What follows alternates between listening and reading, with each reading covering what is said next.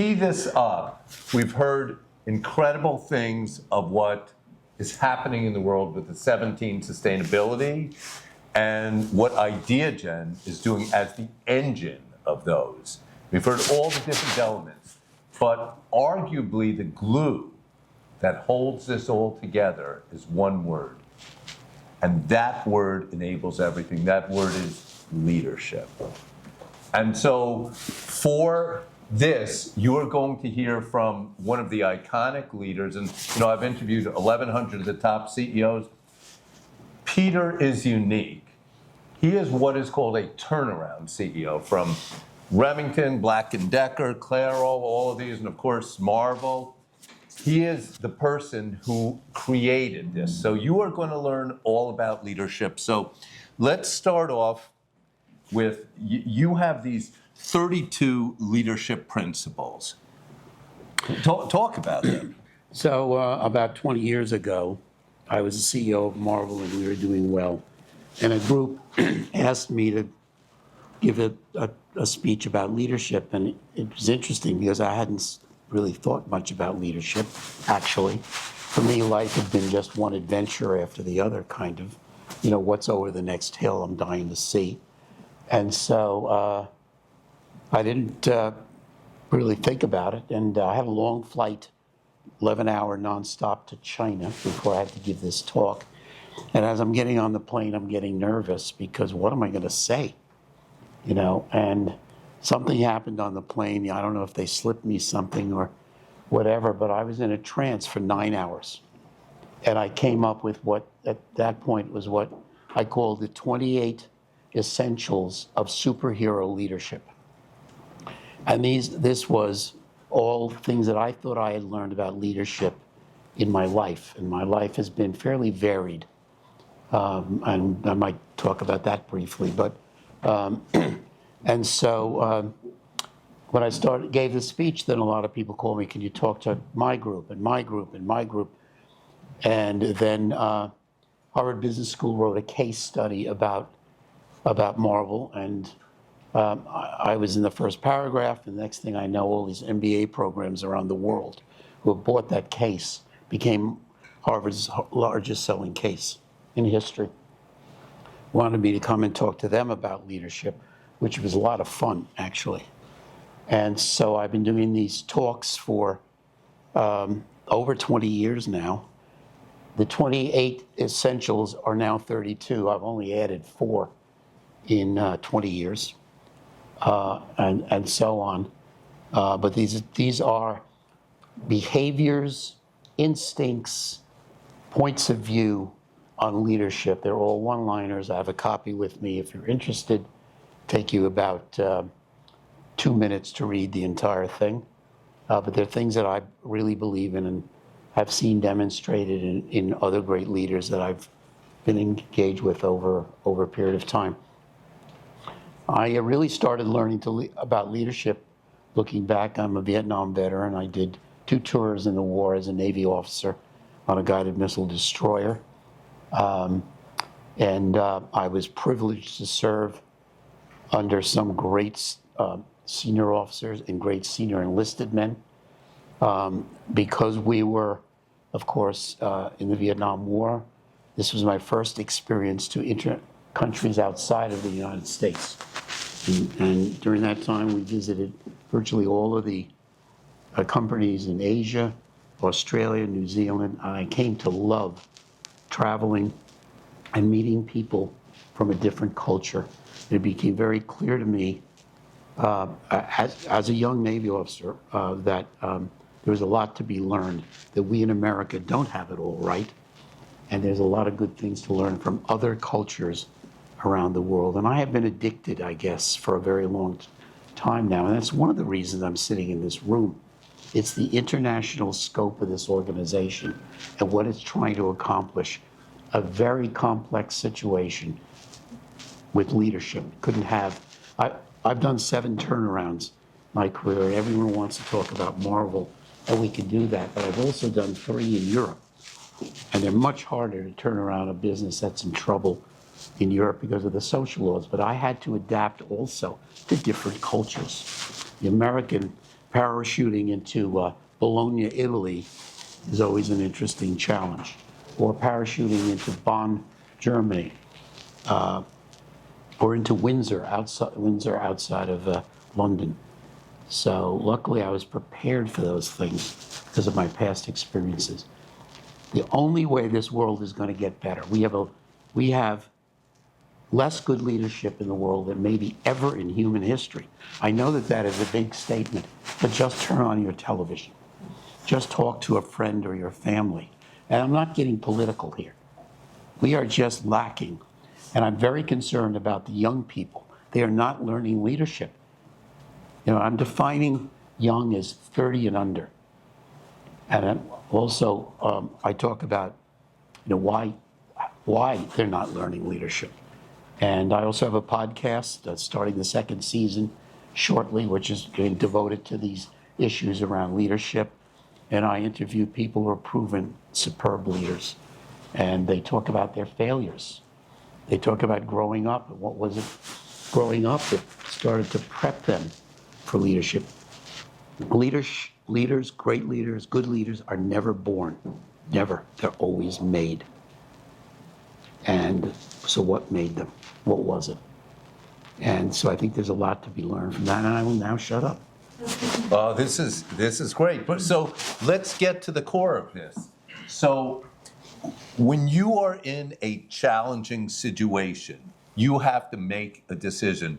Walk us through what goes through your mind, because this is really about CEO wisdom and how a leader thinks. And you've had the honor of really turning around 7 great organizations. Talk about one situation you were in and what was going through, how you made the decision of what you were going to do. Well, first of all the turnarounds that I've gone to, the biggest single problem was leadership in the past. And I like to say that the culture of the organization was bankrupt. The company may not have been financially bankrupt, but the culture was completely wrong. And anyone in this room in my position, all you would have needed, as I needed, was 2 weeks on the job to start to sense what was wrong. May not have it all after only 2 weeks, but what was wrong. And so I was always very committed to writing the culture of these organizations, the value system, how people dealt with each other, how they dealt with customers, how they dealt with anyone, you know, how they dealt with their colleagues. What did the company consider to be important to the company? If you go to a consumer products company and 25% of the sales every year have to be new products, and no one wants to go in new products because they've had a bunch of failures, that's a cultural problem, because you want your best people in new products. Marketing, sales, production, quality control, and on and on. You want the best there, but they don't want to go there because the culture is backwards, because they had some mistakes and past leadership fired a bunch of people. All companies have missed. The greatest companies have missed on new products. It's the nature of the beast. So that would be one example, going to a company. But I can give you 10. How about, so when you took over Marvel, it was really bankrupt. They were coming out of bankruptcy. They only had $3 million cash, very little, and they didn't have real estate or anything. And stock was trading at 96 cents a share. So you had your back up against the wall, which is where people usually find themselves, and that's where the greatest ideas come from. And what went through your mind when you started thinking of, well, we happen to have all these IP characters, you know, they've been dormant for 3 decades. What went through your mind? Did you read from somewhere? Did you speak with someone? Was it your board? How did you come up with the idea that let's make movies? Mm-hmm. Well, first of all, I can't take credit for making movies. The first film, which was X-Men 1, which came out in 2000, was already filming when I showed up. So I cannot take credit for getting in film. And frankly, if all of you had been there and looked at these characters and the potential to create franchises, you would have been on board. There's no doubt about it. Okay? So you always need good people. But I would say the culture at Marvel, because of the bankruptcy and other past issues with leadership, was way too conservative.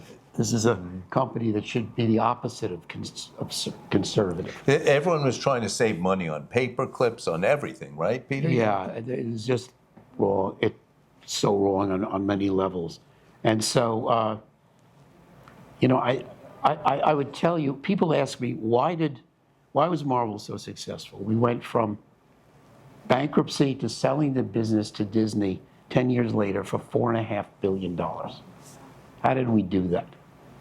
And they may expect me to say, we made great movies. We did make very good movies, but that wasn't the reason. Oh, we had great comic books, yes, but they weren't when I showed up. But, that wasn't the reason. It was the culture, and the culture was the following. We are going to change the rules of the game. We're not going to make movies the way the big Hollywood studios do. We're not going to publish comics the way the other competitors do. We're going to change the rules of the game.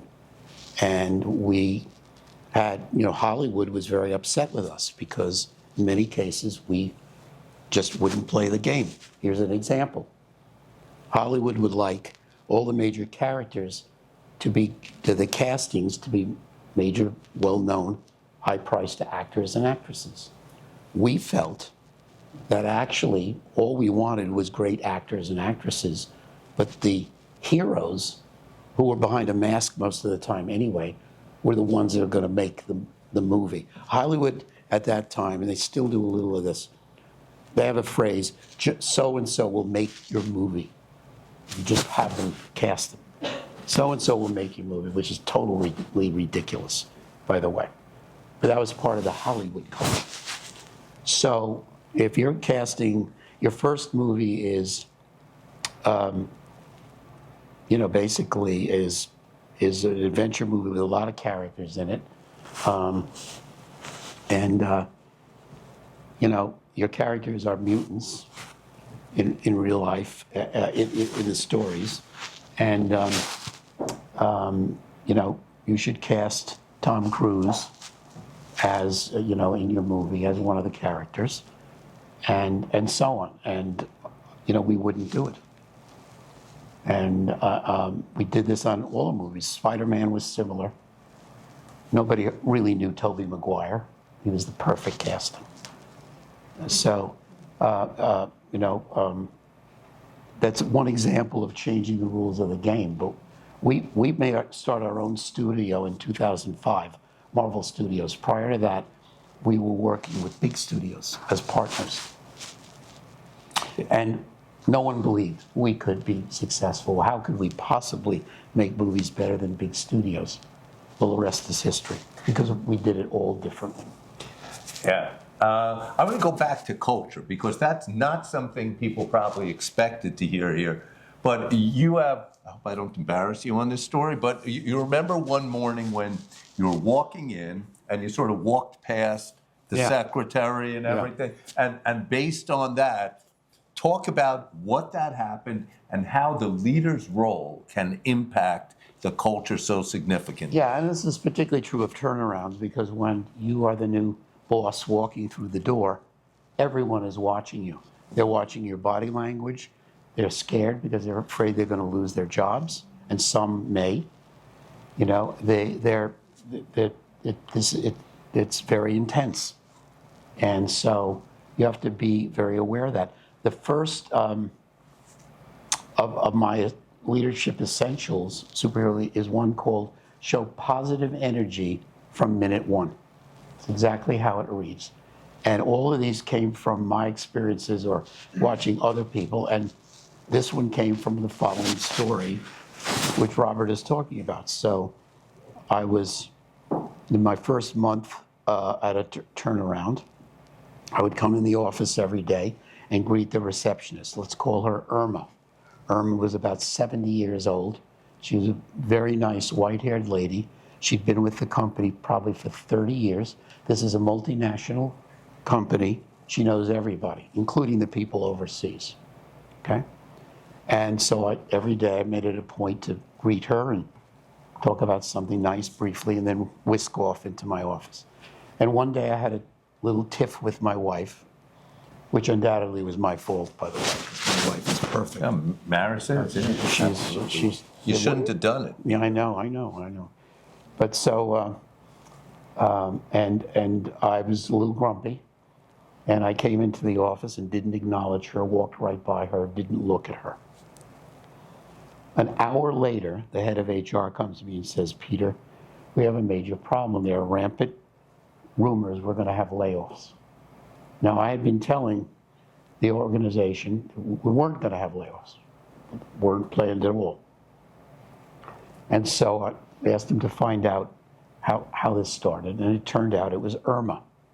Irma had decided that since I was a grump, something was wrong going on, and so something bad must be happening. And then talking to her channel of people in company overseas, they decided as a group it must be layoffs. And I had to spend the next month working with the organization to convince them, reconvince them that we weren't having layoffs. I could have been doing something much more productive. That was my fault. I blew it.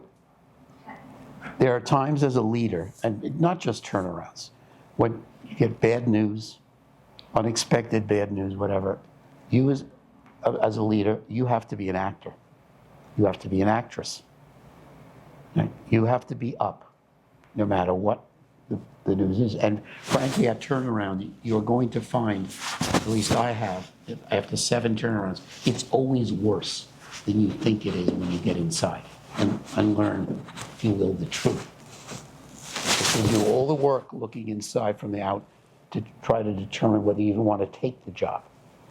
But in the end, no matter how much work you do, you're outside, and you're going to have some negative surprises. You have to be a cheerleader. You have no choice. There's no option. When we're talking about being a cheerleader, let's talk about something that IdeaGen is always talking about, and we've been hearing about it all throughout the day, which is the next generation, the future leaders. And I know you're in season 2 of your podcast on leadership, which is, I guess you go to Superhero Podcast? No, PeterCuneo.com. PeterCuneo.com, okay. But here is the question. You've told me that there is a mistake that you see happening with the next generation of leadership. And just talk through what could be done to make that so we have the people who are leading our world. Well, in deference to the last speakers in psychiatry, I'm going to try to make this simple, oversimplified. Let's first talk about why young people are not learning leadership. The simple reason is we learn leadership, which is instinct. It's instinct on how to work with other people, with a diversity of other people. How do we learn that? It's because you can only learn it by face-to-face experience with other human beings. You can read a book, you can listen to me, you can do a lot of things, and maybe you'll pick up some tips that are helpful.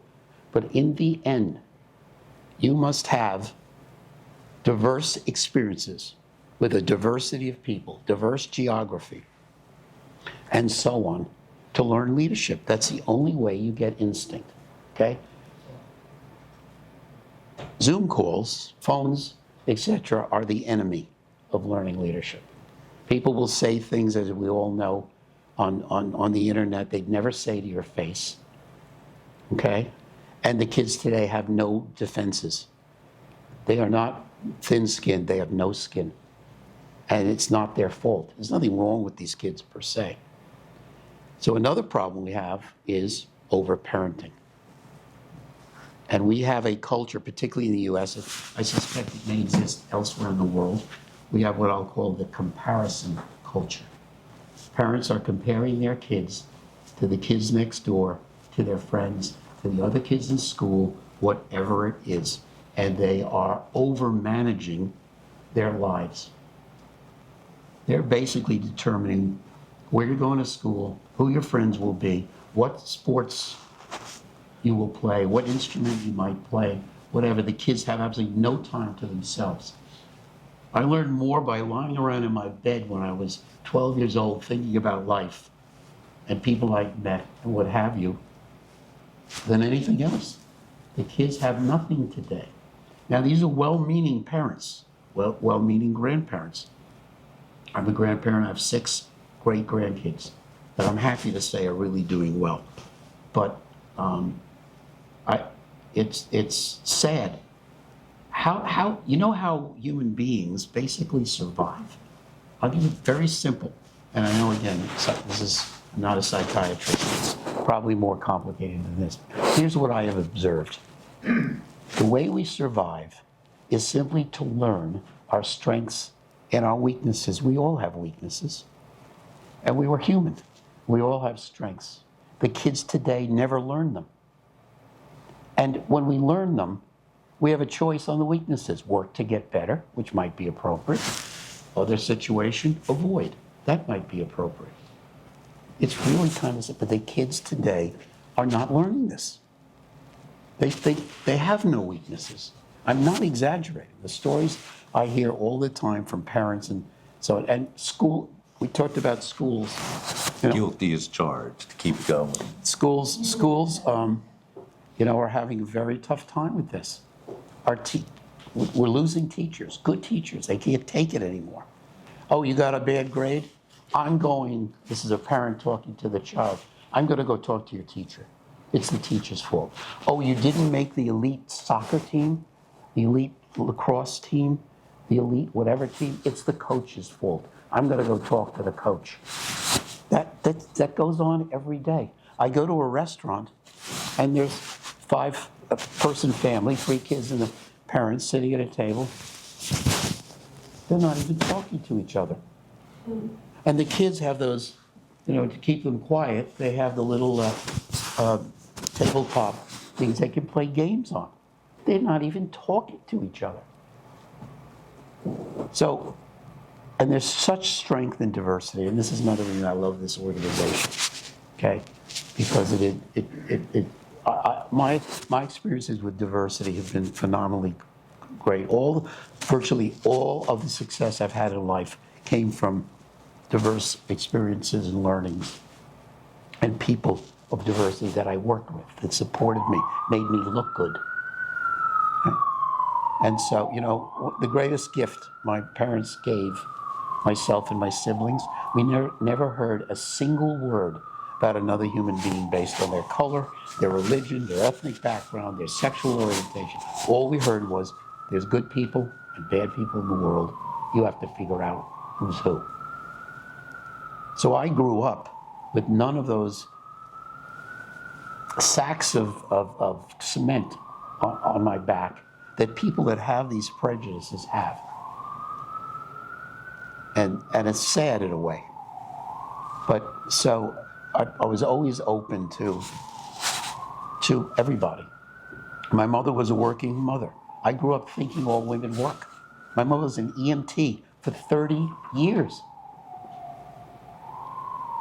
After she couldn't do it physically anymore, she was the dispatcher for 10 years. Okay. So that's what I grew up with, a working mother who kicked butt, frankly. She would come to the house. I'm 16 years old. She'd load me in the ambulance in the back with her. She usually worked 4 to 12. And we'd go out on calls. I saw my mother in action on calls. So, and I just thought, well, this is, And I was amazed when I first started to work how many males had trouble with working women.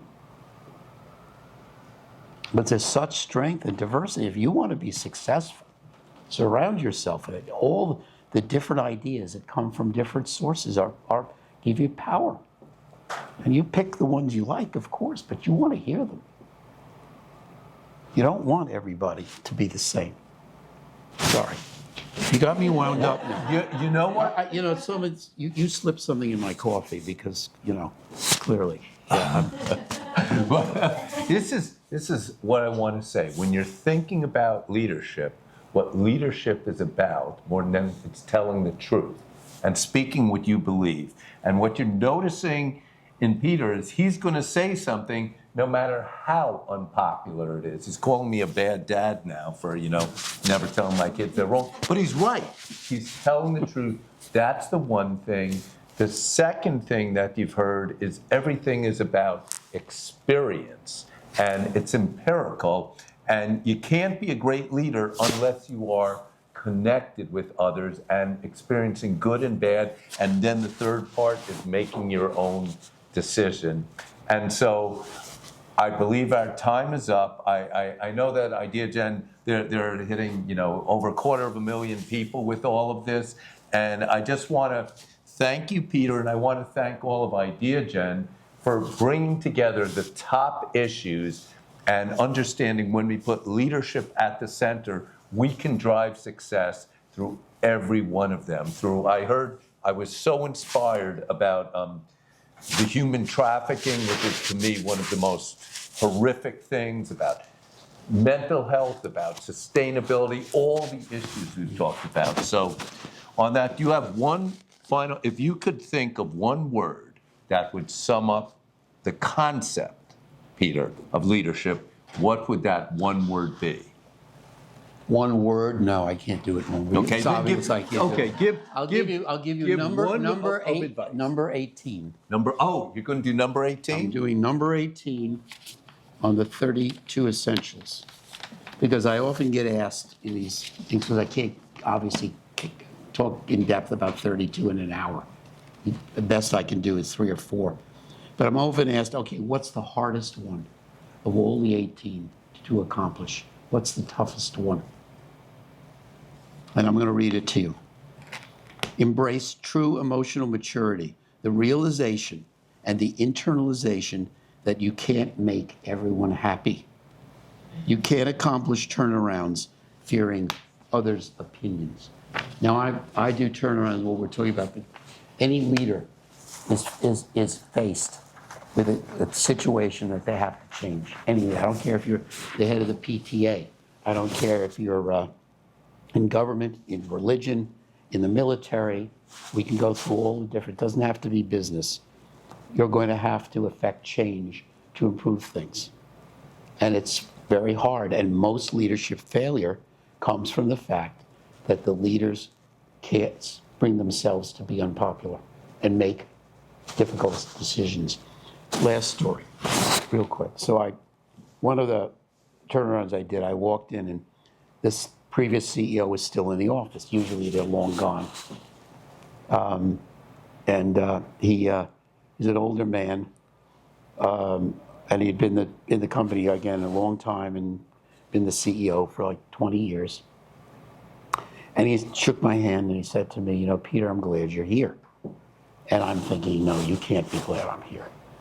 But I said to him, well, why? And he said to me, you'll make the changes I couldn't make.